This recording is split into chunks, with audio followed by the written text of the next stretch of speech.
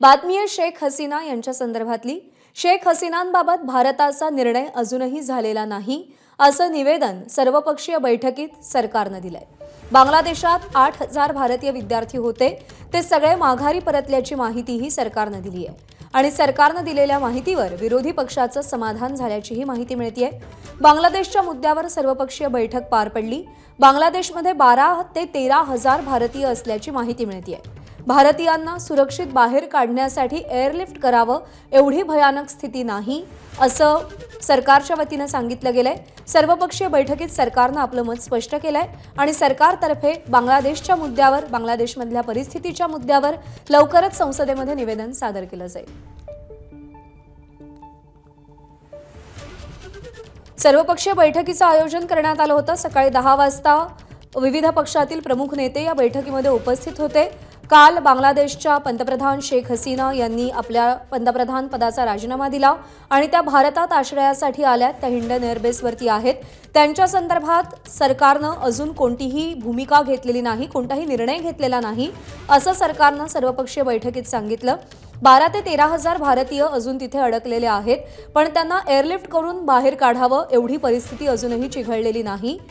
त्यासोबतच जे 8000 विद्यार्थी बांगलादेशमध्ये अडकलेले होते ते मायदेशी परतले आहेत असं देखील सरकारने सर्वपक्षीय बैठकीमध्ये सांगितलेलं आहे। सोमेश कोलगे आपले प्रतिनिधी सध्या आपल्या सोबत आहेत। सोमेश, बांगलादेशच्या या संपूर्ण चिघळलेल्या परिस्थितीवर भारत सरकारची भूमिका काय? गंभीर परिस्थिती नाही आहे। हे 8000 विद्यार्थी होते, त्या विद्यार्थ्यांनी आधीच ते मायदेशी परत आलेले, कारण यापूर्वीपासून बांगलादेशमध्ये जेव्हापासून हा सगळा हिंसाचार सुरू झाला तेव्हापासून हे सांगितलं गेलं की वेळोवेळी भारतीय दूतावासाकडूनही सूचना दिल्या गेल्या होत्या की भारतीयांनी परत जावं आणि शक्यतो बांगलादेशमध्ये प्रवास करणं टाळावं। तसंच जे अनिवासी भारतीय बांगलादेशमध्ये आहेत किंबहुना जे विद्यार्थी आहेत त्या सगळ्यांनी पुन्हा परत यावं अशा स्वरूपाचं एक सांगितलं, अशा स्वरूपाच्या सूचना या दिल्या गेल्या होत्या आणि त्या सूचनांमुळे कदाचित त्याचा परिणाम असेल। गेल्या अनेक दिवसात जे विद्यार्थी बांगलादेशमध्ये होते ते सगळेजण परतलेले आहेत असं समजतंय, परंतु इतर जे आता 10 ते 12 हजार भारतीय जे बांगलादेशात आहेत त्यांना ताबडतोब निघून यावं अशी परिस्थिती नाहीये असं सरकारने सर्वपक्षीय बैठकीमध्ये सांगितलंय। प्रज्ञा, सोमेश, या सगळ्यामध्ये विरोधकांनी नेमके काय काय मुद्दे मांडले? विरोधकांचं समाधान झालंय का या सरकारच्या भूमिकेवर? विरोधकांनी जे म्हणजे ज्या प्रकारची माहिती आपल्याला परराष्ट्र मंत्री एस जयशंकर यांनी जी एक अप्रत्यक्ष प्रतिक्रिया दिली त्यावरून कळते की विरोधकांनी सुद्धा सामंजस्याची भूमिका घेतलेली आहे। विरोधकांची भूमिका ही सरकार सोबत सहकार्य करण्याची आहे असं दिसतंय। शेख हसीना यांच्या मुद्द्यावर सरकारची जी काही भूमिका असेल, सरकारचा जो काही निर्णय असेल त्यावर सर्व प्रकारचा पाठिंबा आणि सर्व प्रकारचं सहकार्य करण्याचं आश्वासन हे विरोधी पक्षांनी दिले सर्वपक्षीय बैठकीमध्ये। विशेषतः काँग्रेसचे राहुल गांधी आणि के.सी. वेणुगोपाल हे दोन नेते आजच्या बैठकीला उपस्थित होते आणि इतर जे सर्व पक्ष आहेत त्या पक्षांकडून सुद्धा अशा प्रकारे सहकार्याचं आणि समर्थनाची मेसेज, समर्थनाचं आश्वासन हे सरकारला मिळाल्याचं समजतंय। प्रज्ञा, सोमेश, या सगळ्या संदर्भात सरकार लवकरच संसदेमध्ये भूमिका मांडणार आहे, पण भारताच्या परराष्ट्र मंत्रालयामध्ये नेमक्या काय हालचाली सुरू आहेत या संदर्भात? काही घडामोडी तिथेही घडतायत का?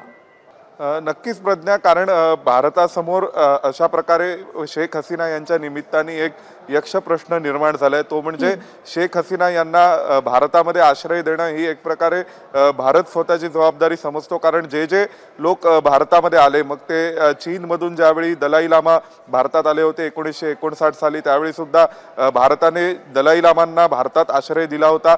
तर जे आंतरराष्ट्रीय दहशतवादी आहेत किंबहुना जे कुठल्या तरी गुन्ह्यामधले आरोपी आहेत किंबहुना ज्यांच्या विरोधात इंटरनॅशनल कोर्टाचं वॉरंट आहे, अशा व्यक्ती वगळून जे कोणी भारतात आलेत त्यांना भारताने आश्रय दिला। आणि मग शेख हसीना जेव्हा 1975 साली त्यांच्या कुटुंबावर हल्ला झाला होता आणि त्यानंतर त्या जर्मनीत असल्यामुळे वाचल्या होत्या, तेव्हा सुद्धा 1975 ते 1981 अशी जवळपास 6 वर्ष शेख हसीना या नवी दिल्लीमध्ये राहिल्या आणि भारताच्याच आश्रयात होत्या। आणि त्यानंतर मग शेख हसीना यांचं पुन्हा राजकीय करिअर सुरू झालं आणि त्या बांगलादेशला गेल्या।